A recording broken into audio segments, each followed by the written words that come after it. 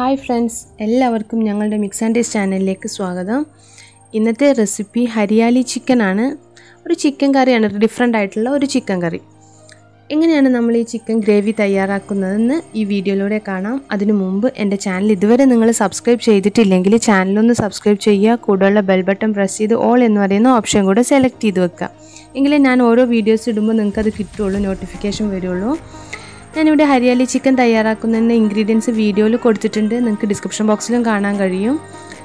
ഞാനിവിടെ 1 കിലോ ചിക്കനാണ് എടുത്തിട്ടുള്ളത്. അത് അത്യാവശ്യം നല്ല കറി പീസസ് ആയിട്ട് തന്നെയാണ് കട്ട് ചെയ്തിട്ടുള്ളത്.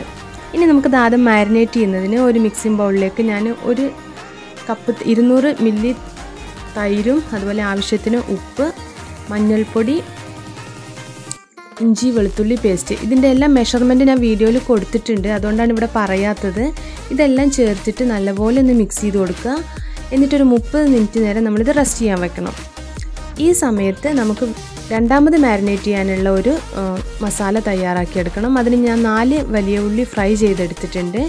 അതിലേക്ക് ഇഞ്ചി, അതുപോലെ 12 കാഷ്യൂനട്ട്, 1 കപ്പ് മല്ലിയില, അതുപോലെ 1 കപ്പ് തന്നെ പുതിനയില, 6 പച്ചമുളക്, ഇതെല്ലാം കൂടെ നല്ലപോലെ ഒരു പേസ്റ്റ് ആക്കിയിട്ട് എടുക്കണം.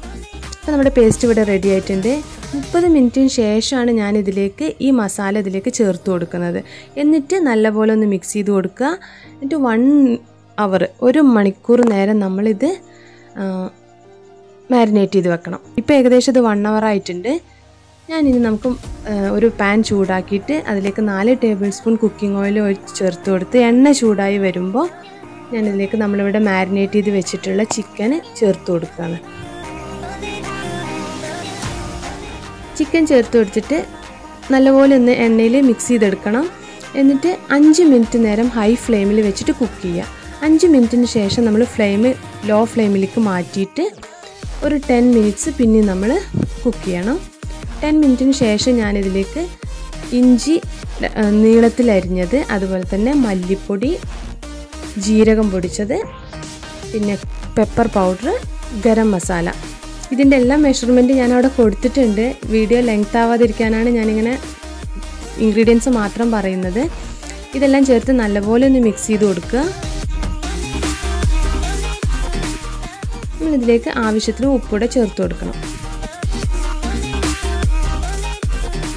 നല്ലപോലെ മിക്സ് ചെയ്തതിന് ശേഷം നമുക്ക് എത്രയാണോ വെള്ളം ഇതിലേക്ക് ആവശ്യമെങ്കിൽ അത് ഒഴിച്ചു കൊടുക്കുക. ഒരുപാട് വേണ്ട, നമുക്ക് തിക്കായിട്ടുള്ളൊരു ഗ്രേവിയാണ് ഇതിൽ കിട്ടേണ്ടത്.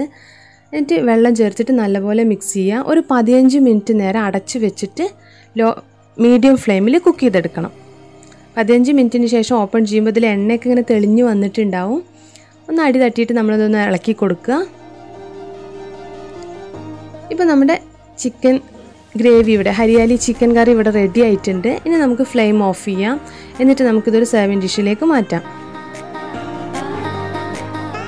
വളരെ ടേസ്റ്റി ആയിട്ടുള്ള, അതേപോലെ തന്നെ ഡിഫറെൻ്റ് ആയിട്ടുള്ള, എപ്പോഴും നമ്മൾ മുളക് പൊടിയും അങ്ങനെയുള്ള ഒരു റെഡ് കളറിൽ കാണുന്നതിന് പകരം ഗ്രീൻ കളറിലായിട്ടുള്ള ഒരു ചിക്കൻ കറിയാണിത്. എല്ലാവരും ഇതൊന്ന് ട്രൈ ചെയ്ത് നോക്കണം. വളരെ ടേസ്റ്റിയാണ്, എന്നാൽ ഡിഫറെൻ്റ് ആയിട്ടുള്ള ഒരു ഫ്ലേവറാണിതിന്. ഇനി നമുക്കിത് ഗാർണിഷ് ചെയ്യുന്നതിന് വേണ്ടിയിട്ട് ഞാനിതിലേക്ക് കുറച്ച് ഫ്രൈഡ് ഓണിയൻസ് ഇട്ട് കൊടുക്കുന്നുണ്ട്. ഇതൊക്കെ ഓപ്ഷണലാണ് കേട്ടോ, വേണമെങ്കിൽ ചെയ്താൽ മതി. അങ്ങനെ നമ്മുടെ ഹരിയാലി ചിക്കൻ കറി ഇവിടെ റെഡി ആയിട്ടുണ്ട്. അപ്പോൾ എല്ലാവരും ഇതൊന്ന് ട്രൈ ചെയ്ത് നോക്കുക. നമുക്ക് ചപ്പാത്തിയുടെ കൂടെയൊക്കെ കഴിക്കാൻ, അതുപോലെ ഭട്ടൂര, പൊറോട്ട ഒക്കെ നല്ല ടേസ്റ്റാണ്. ഈവൻ ചോറിൻ്റെ കൂടെ നമുക്കിത് സെർവ് ചെയ്യാം. അപ്പോൾ എല്ലാവരും ട്രൈ ചെയ്ത് നിങ്ങളുടെ അഭിപ്രായങ്ങൾ എന്നെ കമൻറ്റിലൂടെ അറിയിക്കുക. വീഡിയോ ഇഷ്ടമായെങ്കിൽ ലൈക്ക് ചെയ്യാനും ഷെയർ ചെയ്യാനും മറക്കരുത്. അടുത്തൊരു വീഡിയോ ആയിട്ട് ഞാൻ വേഗം തന്നെ വരാം. Thanks for watching.